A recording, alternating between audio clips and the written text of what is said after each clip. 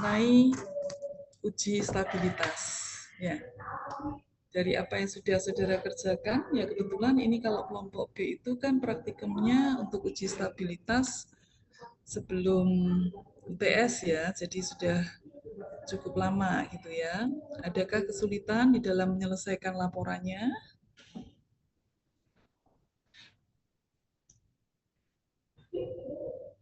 Sudah lupa? Sudah lupa bagaimana sulitnya membuat laporan? Atau semuanya baik-baik saja? Baik, kalau tidak ada masalah terhadap pembuatan laporan, saya akan coba review ya apa yang sudah saudara lakukan dalam waktu kurang lebih 40 menit mendatang. Ya, saya akan share screen terlebih dahulu.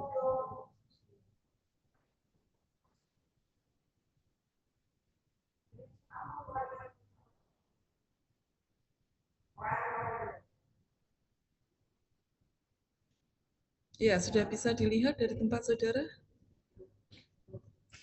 Sudah, Prof. Ya, baik ya.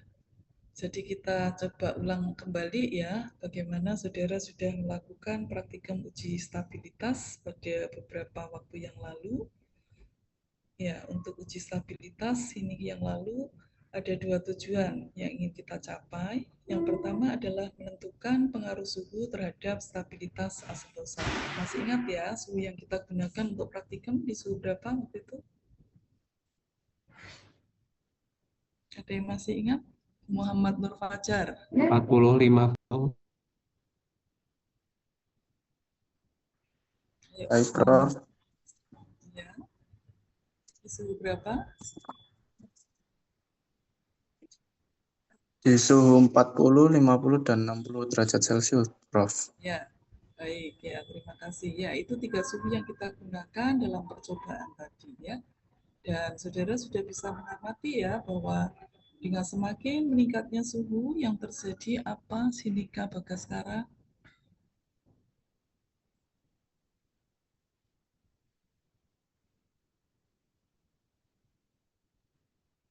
Stabilitasnya menurun, Prof. Ya, stabilitas asetosa menurun. Kenapa bisa menurun stabilitas asetosa dengan semakin meningkatnya suhu? Coba dijelaskan.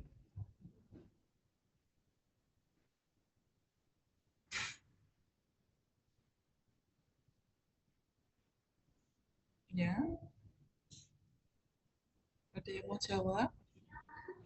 Mengapa kemudian dengan meningkatnya suhu stabilitas asetosa semakin menurun? Jadi kita diskusikan ya saat praktikum. Ya, ada yang masih ingat? Permisi, Prof. Saya izin Ya, membantu. silakan, Gosan. Mengapa suatu sediaan obat itu stabilitasnya menurun karena dengan adanya peningkatan suhu? Karena dengan peningkatan suhu itu proses degradasi pada suatu sediaan itu menjadi lebih cepat, Prof. Jadi stabilitas dari suatu sediaan itu akan lebih cepat menurun. Ya, cepatnya degradasi itu lebih dikarenakan apa? Ketika suhunya meningkat, maka asetosal yang berada dalam larutan itu kan akan bergerak lebih cepat ya, atau energi kinetik asetosal akan bergerak lebih cepat, besar. Kemungkinan terjadinya tabrakan antar molekul asetosal dengan air juga semakin besar gitu ya. Akibatnya maka degradasinya akan semakin cepat ya. Nah, itu bisa dibuktikan dari harga K yang bagaimana Mbak Iva? Iva Cahya Ayu.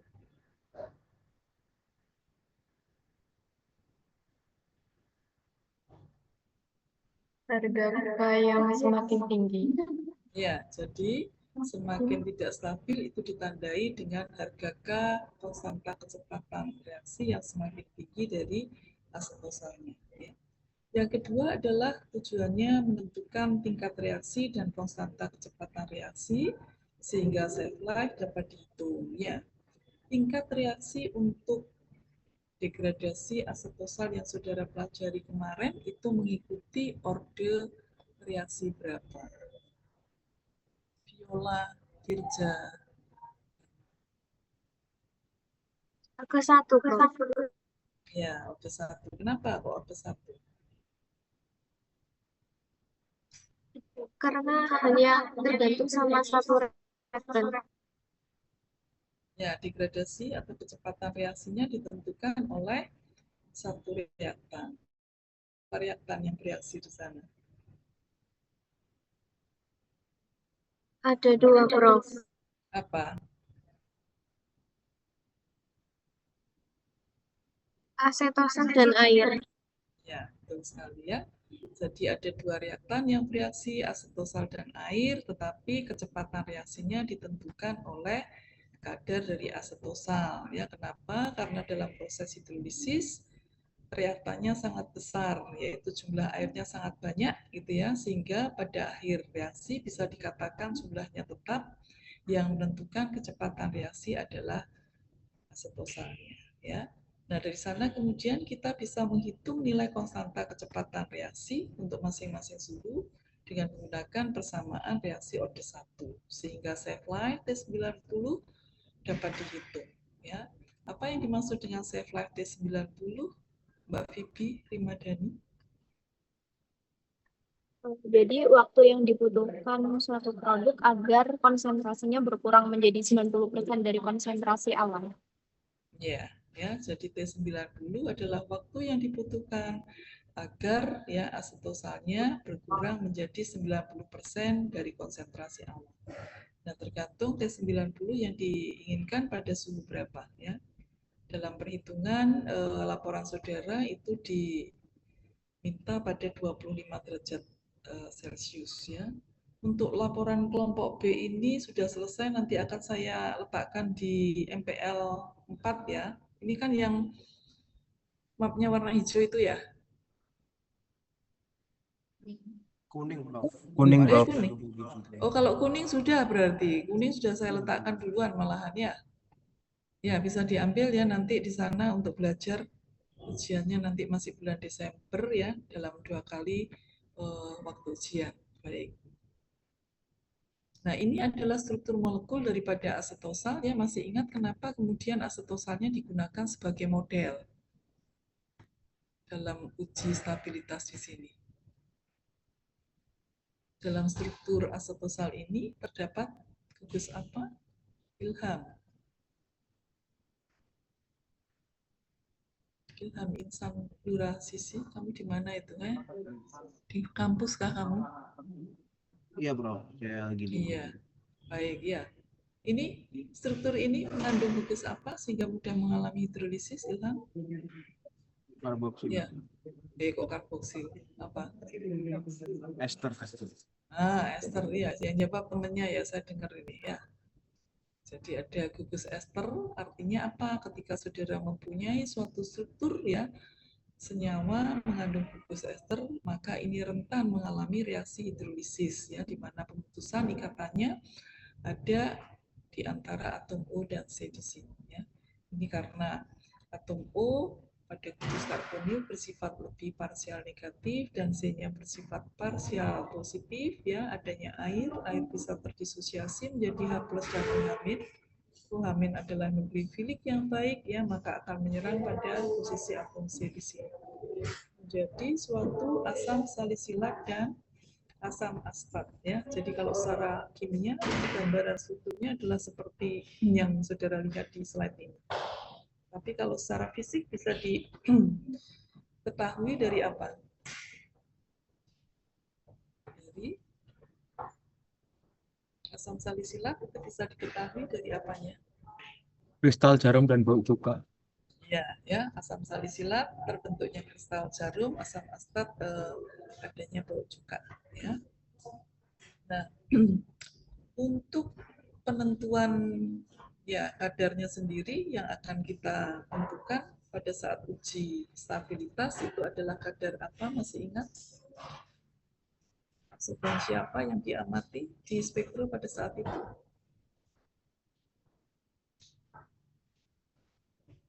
Masih ingat? Nah, sudah lupa saking Setosal, lamanya. Bro. Kok astosal?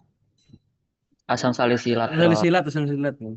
Ya, asam salisilat ya, hasil degradannya ya ditambah trinder membentuk kompleks berwarna keunguan ya, yang kemudian diamati pada panjang gelombang 540 ya. Nah, dari absorban yang ada, kemudian nanti kita akan bisa hitung berapa kadar asam salisilat dengan menggunakan kurva baku asam salisilat yang sudah ada di buku petunjuk praktikumnya. Ya. Dan dari sana kemudian kita bisa hitung asetosalnya dan bisa kita tentukan ya harga K dari masing-masing suhu tadi. Ya. Atau secara garis besar bisa kita lihat apa yang sudah saudara kerjakan ya di dalam bagan ini. Uji stabilitas yang saudara lakukan di atas suhu kamar itu termasuk pada uji stabilitas yang dipercepat atau accelerated. Ya, jadi kalau nanti saudara melihat metode uji stabilitas, salah satunya adalah dipercepat atau accelerated. Ini maksudnya kondisi-kondisi yang menyebabkan percepatan reaksi daripada suatu senyawa itu terjadi. Salah satunya dengan meningkatkan suhu percobaan. Ya. Hal lain yang bisa dilakukan, kalau misalkan dia rentan terhadap cahaya, maka kita akan berikan perlakuan dengan kekuatan cahaya yang semakin meningkat. Ya, tapi di dalam praktikum yang saudara lakukan di sini adalah dengan menggunakan suhu yang semakin meningkat. Ya. Dari sana kemudian kita sudah bisa mendapatkan datanya, data uji stabilitas, ya, dari kadar asam salisilat bisa dihitung kadar asetosal. Masih ingat kadar asetosalnya bisa dihitung dari mana ya?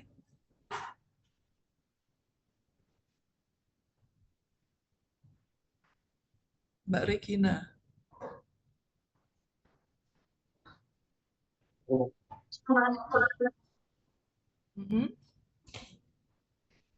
Kadar asetosal bisa dihitung dari Kurva baku. kurva baku itu kan asam salisilat. Kalau kadar asetosal, dari asetosal awal, konsentrasi awal dikurangi kadar asam salisilat yang tertentu. Ya. Masih ingat ya, cara mendapatkan kadar asetosal itu adalah dengan cara bagaimana? Clarissa Salsabila.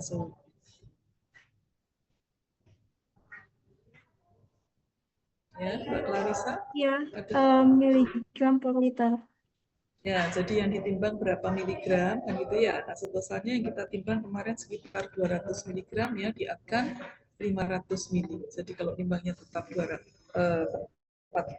miligram, itu berarti kadar daripada asetosalnya adalah 400 ppm. Ya. Nah, kemudian dari sana diikuti ya, setelah kemudian disimpan ya pada suhu tertentu, pada menit ke 0, 30, 45, 60 kita ambil sampelnya gitu ya. Kemudian kita akan tahu ya bagaimana penurunan kadar dari asetosal. Nah, tadi sudah disampaikan bahwa hidrolisis asetosal mengikuti kinetika reaksi orde 1 sehingga dengan menggunakan persamaan untuk orde 1 ya kita tentukan harga K masing-masing suhu tadi. Harga K masing-masing suhu sudah kita ketahui, maka untuk bisa menghitung safe life pada suhu tertentu, yaitu di suhu 25 derajat Celcius, dengan menggunakan rumus Arrhenius bisa kita hitung harga K20. Nah, yang sudah saudara kerjakan di laporan, ya, saudara diberi data yang ada di Hebat mengenai absorban asam salisilat pada 3 suhu berbeda pada waktu pengambilan sampel 0, 30, 45, 60. Ya, tadi sudah disampaikan bahwa dari absorban yang ada kita bisa menghitung kadar asam salisilat dengan menggunakan kurva baku asam salisilat yang ada di buku, yaitu dengan cara memasukkan absorbannya ke dalam rumus sebagai apa, Mbak Maura Krista? Maura Krista Putri Aurel. Sebagai Sebagai apa? Absorban sebagai apa? sebagai Sebagai Y ya, sebagai ordinat ya. Ordinatnya kita masukkan ya, maka X-nya bisa kita hitung. Nah, X itu adalah kadar dari asam salisilat ya. Jadi kalau kita masukkan hasilnya seperti yang bisa dilihat pada tabel kita bisa mendapatkan kadar asam salisilat pada masing-masing suhu pada masing-masing waktu sampling. Nah, dari sini kemudian kita hitung ya berapa kadar asetosal tersisanya.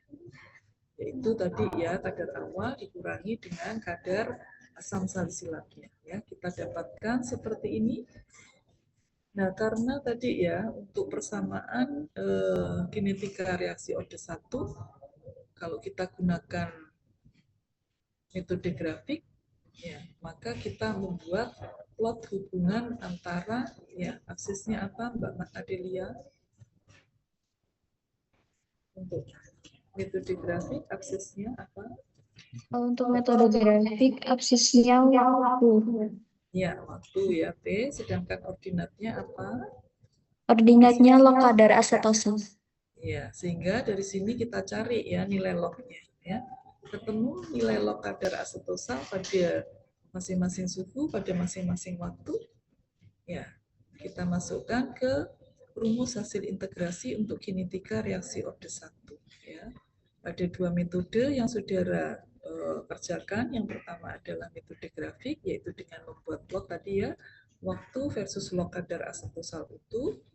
Untuk membuktikan benar OD1 itu dilihat dari R hitung ya yang kita dapatkan dibandingkan dengan R tabel.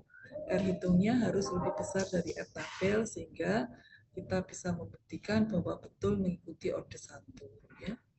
Metode yang kedua adalah dengan metode substitusi. Di sini kita memasukkan ya data percobaan ke dalam rumus hasil integrasi untuk OD1 ya.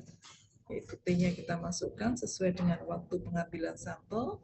Kemudian C0 adalah kadar asetosal pada waktu T sama dengan 0 dan CT adalah kadar pada waktu asetosal pada menit T tertentu ya. Dikatakan betul OD1 ketika didapati harga konstanta kecepatan reaksi atau K-nya adalah konstan. Ya. Untuk metode grafik, saudara diminta untuk membuat kurvanya. Tadi sudah disampaikan ya, absisnya adalah waktu dalam satuan menit, sedangkan ordinatnya adalah log kadar asetosal. Ya. Di sini saudara bisa membandingkan hasil percobaan pada suhu 40, 50, dan 60, di mana pada suhu yang lebih rendah nilai slope-nya itu lebih kecil ya. Semakin meningkatnya suhu maka slope-nya semakin besar. Nah, karena plot hubungan waktu versus log kadar asetosal pada kinetika reaksi OD1 akan menghasilkan slope sebesar berapa? Masih ingat Mbak Dwi Putri? Slope untuk OD1? Dwi Putri Rahayu.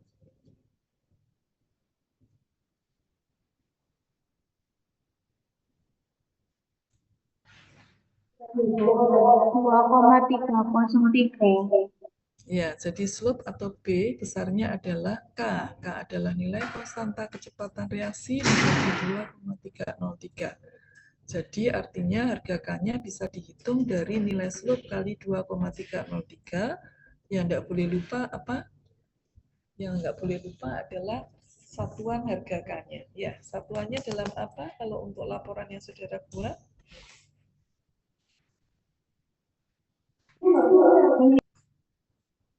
Per menit ya, nanti pada saat ujian juga tidak boleh lupa ya satuannya dilihat ya, nanti data waktunya itu dalam satuan apa. Kalau dalam satuan menit ya berarti K-nya per menit untuk ada satu ya. Nah, ini adalah hasil perhitungan persamaan regresi yang didapatkan dari metode grafik pada suhu 40, 50, 60, dihitung R hitungnya. Kemudian harga K-nya tadi bisa dicari ya dari harga slope kali 2,303 ya. Di atas saudara bisa lihat ya di kolom satuannya adalah dalam per menit ya. Nah, ketika kemudian R hitung yang didapatkan lebih besar daripada R tabel berarti betul mengikuti kinetika reaksi OD1. Sedangkan metode substitusi seperti yang sudah saya sampaikan, data hasil percobaan kita masukkan ke rumus untuk orde satunya ya. Pada waktu T sama dengan 0 kita masukkan P0, kemudian C0-nya adalah kadar asetosal pada waktu T sama dengan 0, sedangkan CT-nya pada waktu T sama dengan 0 belum bisa dihitung ya.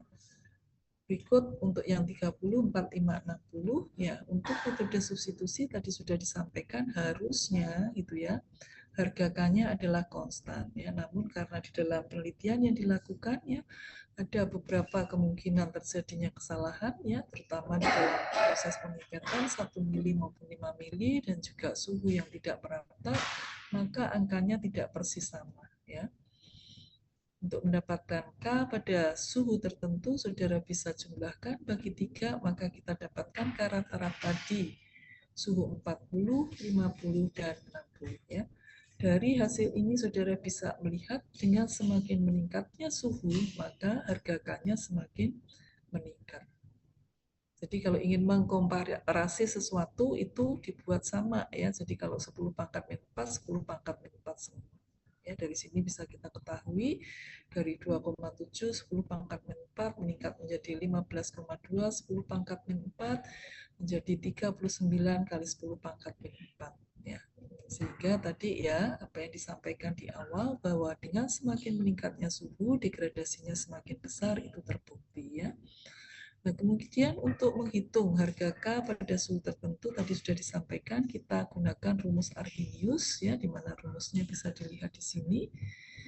Diturunkan dalam bentuk lognya adalah seperti ini. Dari persamaan ini kemudian kita buat plot hubungan antara seperti atau sepersuhu absolut untuk absisnya dan log K untuk ordinatnya ya, dengan angka arah garisnya sebesar EA per 2,303 kalikan dengan R.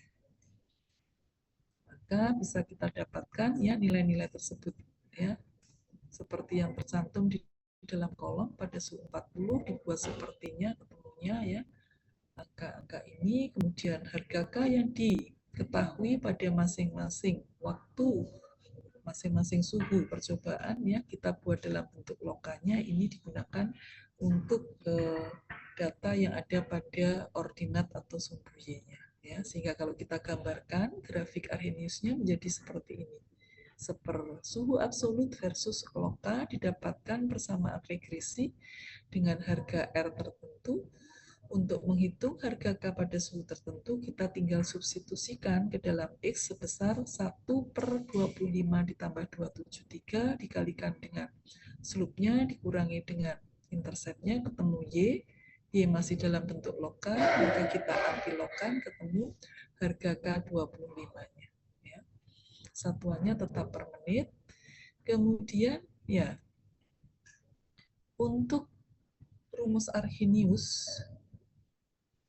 selain bisa digunakan untuk menghitung harga K pada suhu tertentu, kita juga bisa gunakan untuk menghitung nilai energi aktivasi yang terlibat dalam hidrolisis ya.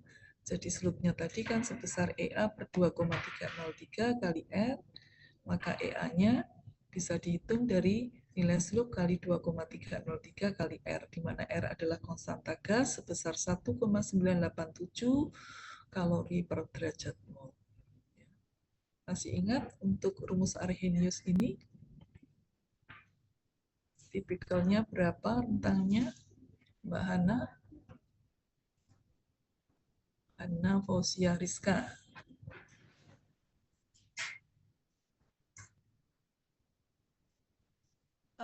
Rumus Arrhenius yang digunakan Prof. Nilai EA-nya, ya nilai EA-nya kalau untuk Arrhenius itu berada dalam rentang berapa sampai berapa?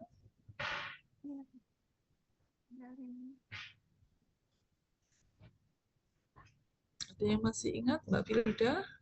10.000 sampai 30.000 Kelvin per mol. Iya, 10.000. Iya, 10.000 sampai 30.000 kalori per mol ya, yang kita dapatkan di sini sebesar 27.000 ya. Nah, dari K25 untuk menghitung save life tadi, kita kembalikan ke rumus hasil integrasi untuk orde satunya, di mana ya C0-nya kita buat 100%, CT-nya 90%, K-nya adalah K25, maka T90 pada 25 derajat bisa kita hitung ya. Ketemunya adalah sekian. Nah, itu yang bisa disampaikan. Apakah ada yang ingin tanyakan?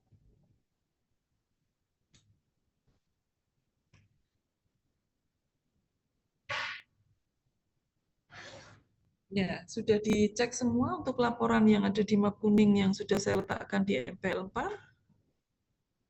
Apa kebanyakan kesalahan yang saudara perbuat?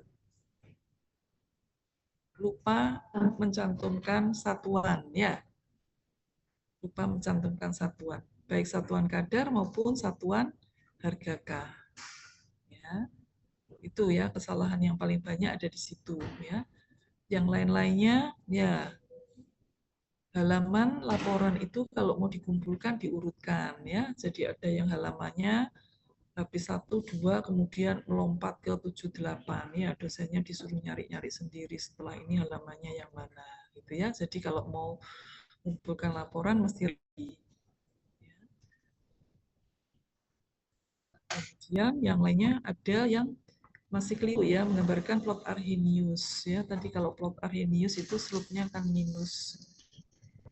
Kalau slope-nya minus itu artinya angka arah garisnya turun ya dari atas ke bawah, bukan sebaliknya. Nah, hal-hal seperti itu tolong menjadi concern saudara. Nah, nanti ujiannya selain tadi ya, hitung-hitungan yang masih terkait dengan praktikum uji stabilitas. Itu ya.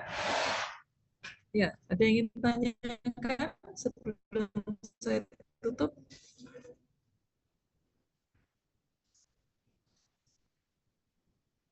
Nggak ada. Ya, ini ada yang di kampus, ada yang di rumah gitu ya. Kepinginnya cepat selesai semua gitu ya.